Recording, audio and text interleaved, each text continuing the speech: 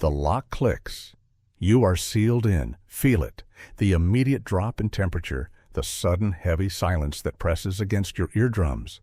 This isn't about ghosts or demons. That's kindergarten fear. This is about thermodynamics, panic, and the slow, inevitable poisoning of your own atmosphere. 72 hours, 3 days cut from the calendar. No phone, no signal. Just concrete, darkness, and whatever supplies your paranoia allowed you to bring. We're not here to talk about specters. We are here to talk about survival calculus. Hour zero starts now. Your first mistake is expecting light. Your second is listening for the sound of what might be lurking. Stop. Control the immediate data feed. Take 2 minutes to breathe in the stale, metallic air. Identify the smell. Dust, mold, rust. This is your bunker's fingerprint. Your mission is not to escape the dark. Your mission is to understand the structure before the structure destroys your mind. The real ghost in this bunker is carbon dioxide. It's invisible, silent, and entirely lethal. It is the true killer, not some sheet-wearing apparition. Your high-tech gadgets are useless lumps of plastic now. Your IQ 160 brain must take over. No worries. Here is the thing about extreme isolation. The human brain is fragile. It cannibalizes itself when denied external input.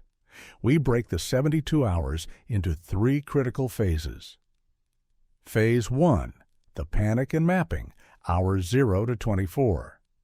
Phase 2, the adaptation and resource control, hours 24 to 48. Phase 3, the mental endurance and exit strategy, hours 48 to 72. During Phase 1, your objective is not comfort, it is information. Forget sleep. Use your light source sparingly, only for calibration. Map the perimeter. I mean physically map it. How many steps from the entrance to the back wall? Is the floor level? Are there structural cracks that indicate water seepage or foundation instability? Every abnormality is a clue. Every clue prevents a disaster. This mental mapping exercise fights the onset of claustrophobia by giving your mind a job. It needs purpose, not fear-mongering. Next, ventilation. This is the single most critical physical threat. Bunkers are designed to keep things out. They are also dangerously good at keeping air in until it turns toxic. Crawl low. Carbon dioxide sinks. If you brought a small, cheap smoke detector, place it near the floor. But we assume minimal gear. We rely on physics. Find the intake and outtake points. Often they are disguised or heavily filtered. Use your exposed arm or a thin strip of fabric to detect the slightest draft. A difference of even half a degree in temperature indicates airflow. If you find a primary intake, sit near it. Control your breathing. 3-to-1 ratio. 3 seconds inhale, 1 second sharp exhale. This conserves oxygen and minimizes CO2 output. Method 1, illumination and navigation. Do not use a high-powered flashlight for continuous light. That battery life is gold. If you have a candle, use its light to charge a small reflective surface, like a watch face or a piece of foil. This creates a low, persistent ambient glow without burning precious fuel or battery life. Remember that every time you use a flame, you consume oxygen. Your light source is not for reading. It is for structural integrity checks and clock resets. Method 2, water scavenging. If you haven't secured enough water, you must rely on condensation.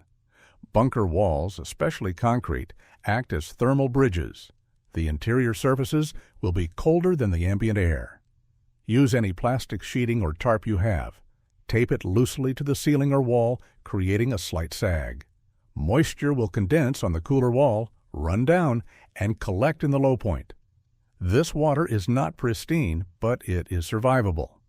Always treat water before consuming, even scavenged condensation, using purification tablets or boiling if fuel permits. Now we pivot to advanced tactics. This is where high IQ survival separates itself from brute force. Method 3, weaponizing the haunting. Your brain is going to invent noises, creaks, groans, whispers. They are thermal contractions, settling dust, or minor auditory hallucinations caused by the deep silence. Do not fight them. Use them.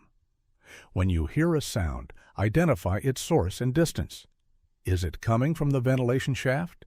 Is it above you or through a wall? Assign a physical, structural meaning to the sound. This is a psychological counterattack. You are turning the noise from a threat into a warning system. This mental categorization eliminates the terror and replaces it with actionable intelligence. Method 4. Noise discipline. If anything else is down here, animal or human, noise is a beacon. Movement must be slow, deliberate, and minimized. Walk on the balls of your feet. Do not drag material. Do not cough or clear your throat loudly.